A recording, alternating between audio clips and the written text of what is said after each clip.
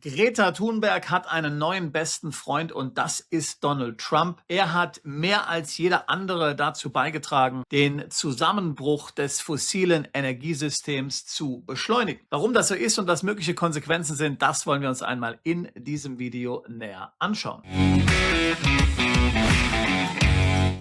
Noch ein kurzer Hinweis in eigener Sache. Wenn auch dich diese geopolitischen Themen nachts nicht schlafen lassen, wenn du dir überlegst, wie es weitergehen soll, was für dich ein Plan B, was für dich ein Exit sein könnte, wenn auch du davon ausgehst, dass es zu großen wirtschaftlichen Verwerfungen kommen wird, und dich darauf vorbereiten willst, um dich, deine Familie, dein Vermögen zu schützen, dann lade ich dich ein zu unserem Schweizer Taschenmesserseminar für deinen Plan B, das wir regelmäßig in Zürich veranstalten, wo wir genau über diese Themen sprechen. Wie kannst du dich vorbereiten? Was kannst du jetzt tun, auch ohne auszuwandern, damit du vorbereitet bist, damit du dich, deine Familie und dein Vermögen schützen kannst für dem, was da möglicherweise auf uns zurollt. Nicht nur aufgrund dieser aktuellen Situation im Iran und im Energiemarkt, sondern eben auch aufgrund der langfristigen Verwerfungen innerhalb Deutschlands und dem sich immer ausweitenden Überwachungsapparat der EU, wo man tatsächlich das Gefühl hat, dass sich das Netz immer enger zieht. Wir sprechen dort über Dinge wie zweite Staatsbürgerschaften, Aufenthaltstitel, internationale Vermögensdiversifikation, Konten im Ausland, außerhalb der EU, außerhalb des automatischen Informationsaustausches. Wie kann man Edelmetalle, Krypto, Immobilien und andere Assetklassen schützen? Und natürlich auch, was kannst du konkret schon heute tun? Neben Daniel und mir wird auch wieder der Herr General außer Diensten Erich Warth dabei sein. Du kennst ihn ja wahrscheinlich von YouTube, aus dem Fernsehen und vielleicht hast du auch eins seiner Bücher gelesen. Er wird die geopolitische Krise für uns einordnen. Er hat Zugang zu Informationen, die sonst keiner hat. Auch vor dem Hintergrund, dass ja in Deutschland so scheibchenweise die Wehrpflicht wohl immer mehr eingeführt wird und dass Deutschland in geopolitische Krisen mit hineingezogen wird, ist das ein besonders relevantes Thema. Also ich würde mich freuen, dich in Zürich begrüßen zu dürfen. Details auf unserer Webseite, Link in der Beschreibung dieses Videos. Nun aber zurück zum eigentlichen Thema. Der bittersüße Witz in Energiekreisen lautet momentan, dass das Nobelkomitee einen neuen Klimapreis schaffen sollte. Also einen Nobelpreis für Klimaschutz, um nämlich Donald Trump für seine herausragenden Verdienste auf diesem Gebiet würdigen zu können. Niemand hat mehr dafür getan, um die globale Elektro-Tech-Revolution zu beschleunigen, als der amerikanische Präsident. Niemand tut aktuell mehr für den unaufhaltsamen Zusammenbruch, den unumkehrbaren Zerfall der Öl- und Gasindustrie. Nicht einmal Greta Thunberg, nicht einmal Al Gore, nicht einmal die Kommunistische Partei in China. Die Carlyle Group sorgte letztes Jahr mit einem Bericht mit dem Titel The Joule Order für Aufsehen. Der US-Investmentgigant argumentierte, dass seetransportierte Energieträger wie zum Beispiel Öl in der hobbesianischen neuen Welt von America First und maritimer Anarchie nicht länger sicher seien. Jeff Curry, der Energieguru der Carlyle Group, erklärte, dass das offene Handelssystem der letzten 80 Jahre eine Funktion amerikanischer und verbündeter Macht gewesen sei, gestützt auf die US-Marine als Durchsetzungsinstrument. Dieses Geschenk an die Welt, vergleichbar mit der Rolle der britischen Royal Navy im 18. Jahrhundert, ermöglichte einen konstanten Strom von Tankern mit Öl, Diesel, Naphtha und Flüssiggas. Sie konnten die Ozeane durchqueren, ohne dass man sich ernsthaft Gedanken über Engpässe machen musste. Dabei wurde das internationale Dollarsystem, das den Handel so effizient schmierte, als selbstverständlich angesehen. Curry sagt, dass die Suche nach Sicherheit zum dominierenden Treiber der Elektro-Tech-Transformation geworden sei, da immer mehr Länder versuchten, sich gegen geopolitische Risiken abzusichern. Das habe wenig mit Ökofanatismus oder Klimawandel zu tun. Auch geht es nicht um das Ablenkungsmanöver Net Zero. Doch selbst Curry hätte nicht erwartet, dass die USA ihren strategischen Kompass derart verlieren würden. Also Iran anzugreifen, ohne die Straße von Hormuz vorher zu sichern und damit 48 Tage lang bisher 8% des Welthandels abzuschneiden. Darunter Düngemittel, Helium für Halbleiter und zahlreiche kritische Vorprodukte, an die in Washington offensichtlich niemand gedacht hat. Curry erklärt, dass der grundlegende Vertrag des Petrodollarsystems darin bestand, dass die USA die Seewege offen halten und damit Öl- und Gasproduzenten schützen. Im Gegenzug reinvestiert vermehrten die Petrostaaten am Persischen Golf zum Beispiel ihre enormen Einnahmen in US-Staatsanleihen und die Wall Street, wodurch Amerika das exorbitante Privileg praktisch unbegrenzten billigen Kapitals genießen konnte. Dieses große Abkommen wurde gebrochen und steht nun vor dem Ende. So Curry von der Carlyle Group. Mit der Krise am Golf steigen natürlich auch die Ölpreise.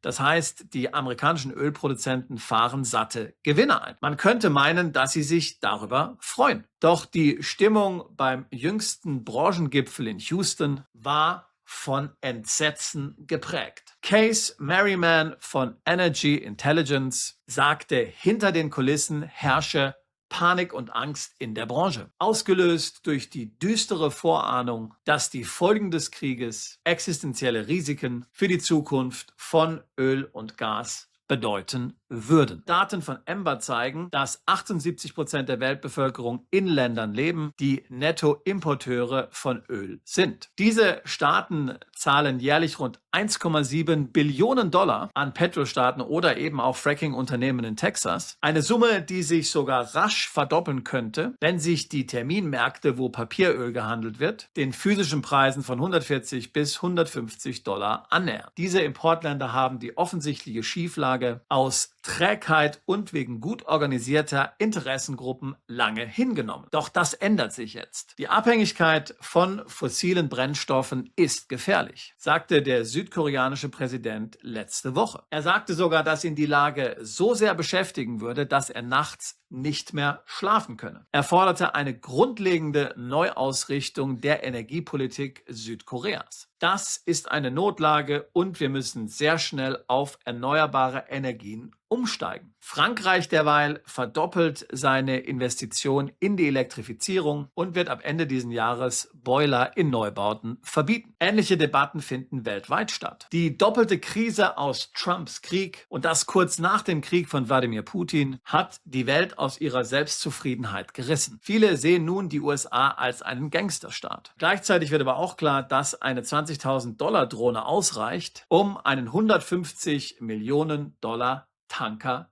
lahmzulegen. Kingsmill Bond von Ember sagt, dieser Schock treffe genau in dem Moment, in dem die Elektrotech-Systeme wirtschaftlich konkurrenzfähig werden und fossile Energien bei Strom, Wärme und Landverkehr preislich unterbieten. Früher hatten wir keine Alternative, sagt er. Jetzt haben wir eine ganze Palette von Lösungen, die alles verändern. Solarenergie mit Speicher kosten im globalen Sonnengürtel nur noch 60 Dollar pro Megawattstunde. Allein die Kosten für importiertes Gas in Asien liegen bei etwa 160 Dollar pro Megawattstunde. Für Flüssiggas in Asien ist das Spiel damit vorbei. Und das wahrscheinlich ein für alle Mal. Die Zahlen für fossile Nettoimporte als Anteil am Primärenergieverbrauch sind aufschlussreich. Japan 84%, Südkorea 80%.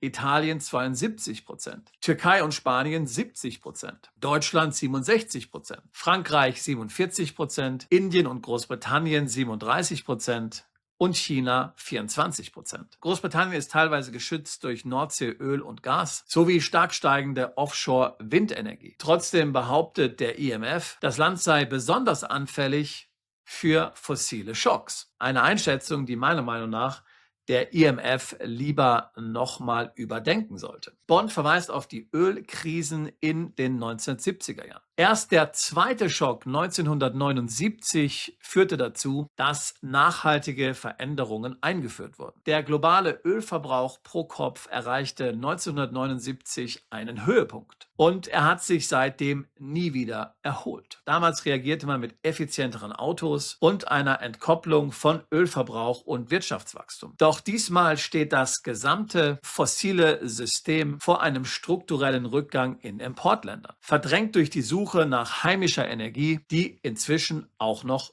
günstiger ist. Natürlich werden Öl und Gas weiterhin benötigt, nicht zuletzt für Kerosin oder auch als Rohstoff in der Chemie. China allerdings ist bereits eine postfossile Elektroökonomie, möchte man sagen, die jährlich mehr Wind- und Solarkraft installiert und Elektrofahrzeuge baut als der gesamte Rest der Welt kombiniert. Was einst als strategische Absicherung gegen eine US-Seeblockade begann, hat sich zu einem gigantischen System entwickelt. Elektroautos und Plug-in-Hybrids machten im letzten Jahr die Hälfte des chinesischen Automarktes aus. Heute sind es bereits 60%. Auch Chinas Nachbarregionen folgen diesem Trend. Vietnam und Singapur 40%, Thailand 25%, Indonesien 18% mit steigender Tendenz. Als ich im Februar 2026 in den Philippinen war, ist mir aufgefallen, wie viele Elektrofahrzeuge aus China es dort bereits gibt, und die aktuelle Krise wird vor allen Dingen in den Philippinen diesem Trend weiteren Anschub gegeben haben. Laurence Tubiana, Chefkoordinatorin des Paris Climate Accord, sagt, dass sich auch in Afrika die Haltung radikal geändert hat. Früher warf man dem Westen grünen Kolonialismus vor. Heute erkennen viele afrikanische Länder, dass sie direkt auf dezentrale Solar- und Mikronetze setzen können, günstiger und unabhängig von Energieimporten. Niemand in Afrika hat mehr Interesse, im alten Energiesystem gefangen zu sein. Dabei ist die volle Wirkung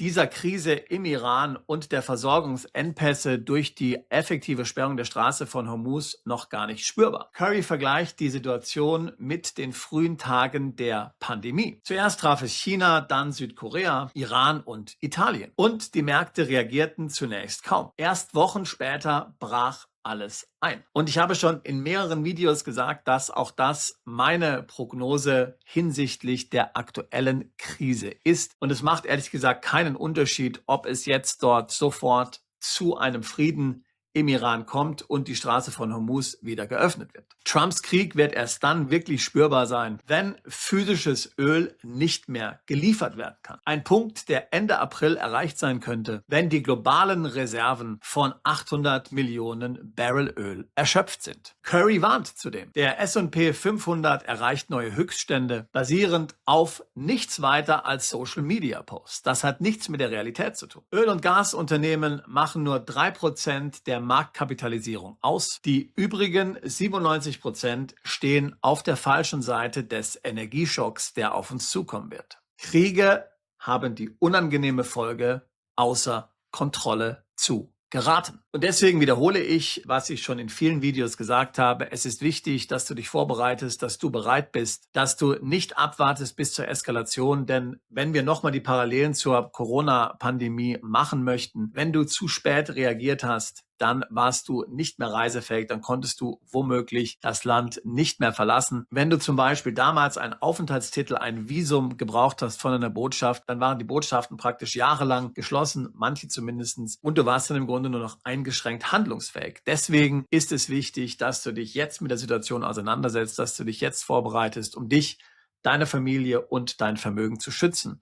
Arbeite an einem Plan B, überlege dir konkret, was die Folgen für dich sein könnten, inwieweit du dieser Krise ausgesetzt bist, und wenn du kannst, dann orientiere dich entsprechend. Es ist kein Zufall, dass so viele unserer Mandanten gerade jetzt an den Ländern Lateinamerikas interessiert sind. Sie sind weit ab vom Schuss und in gewisser Weise auch, was die Nahrungsmittelversorgung und Produktion betrifft, einigermaßen autark. Aber es geht ja nicht nur um Nahrungsmittel, es geht ja auch um die anderen Folgen. Du kannst dich vielleicht erinnern, was während Corona passiert ist. Es waren die linken Politiker, die sofort geschrien haben nach einem neuen Lastenausgleich. Sie haben buchstäblich dieses Wort verwendet. Und damals hatte Deutschland noch weniger Schulden und stand wirtschaftlich noch besser da, als es heute tut. Also sei gewappnet, befasse dich mit Optionen, mit Alternativen. Überlege dir, wie du dein Vermögen anlegen kannst, wie du dein Vermögen schützen kannst, auch vor einer möglichen Zugriffigkeit seitens der Politik, sei es jetzt auf nationaler oder internationaler Ebene. Ich befürchte, wir haben diese Krise noch nicht ausgestanden. Ich befürchte, wir stehen erst am Anfang, und ich denke, so solltest du das auch sehen und jetzt nicht länger mit den Vorbereitungen warten. Wie gesagt, wir können dich diesbezüglich gerne unterstützen. Ich würde mich freuen, dich in Zürich begrüßen zu dürfen, aber selbst wenn du nicht nach Zürich kommen kannst, schau dir unsere Videos an, buche gerne ein Beratungsgespräch mit meinen Kollegen und mir. Wir tun seit 20 Jahren nichts anderes als Mandanten genau bei solchen Vorhaben zu unterstützen. Auswanderung, Plan B, zweite Staatsbürgerschaften, Aufenthaltstitel. Ich würde mich freuen, auch dich alsbald zu unserer Mandantschaft zählen zu können. Bist du Unternehmer, Freiberufler oder Investor?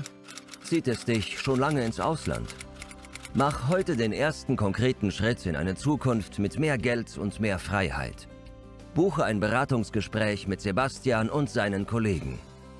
Unsere Kanzlei unterstützt Mandanten wie dich dabei, deine Steuerlast legal zu reduzieren, Vermögen aufzubauen und zu schützen und deine persönliche Freiheit zu maximieren.